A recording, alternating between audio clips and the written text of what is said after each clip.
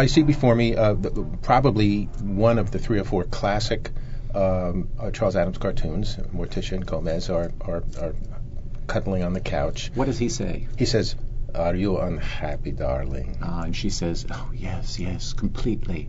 And there you have, in one single frame, you have, in a nutshell, the whole challenge and joy of writing about the Addams Family, which is to say, everything that we think of as holy, they think of as and everything we think of as joyful, they think of as somewhat saddening, and everything we would think of as unhappy, they would think of as wonderful. Right, it's kind of Orwellian. It's a little crazy. Good is bad, dark is white, love is hate, and so on. I look at this one here, which is like the movie audience cartoon. I think this is the very first Addams Family cartoon I was ever aware of as a boy reading the New Yorker magazine. Everyone in the audience looks horrified except for Uncle Fester. And what's he doing? He's giggling. I love that, because in my life, that was me. I was the one who was giggling while everyone else was crying. If I ever was allowed to go to the movies, usually I was kept locked up in the grotto.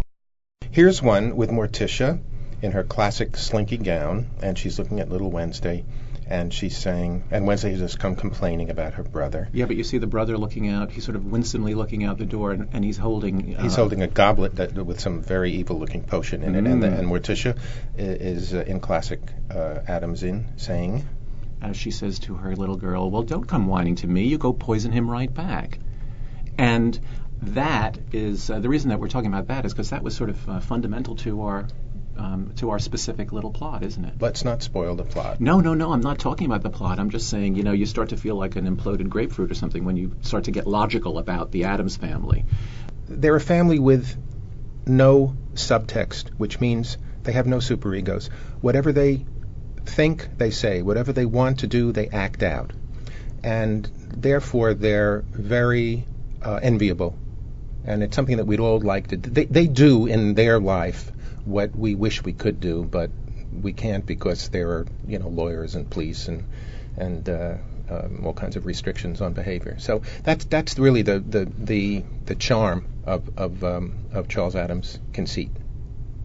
Any of the Gomez Morticia cartoons where they are in the house in this creepy environment and yet behaving in a completely happy, romantic way is the what's the word? Sort of the contradiction or the inversion that we try to wrap our heads around. I think it's important to think of the family as not being particularly strange and bizarre.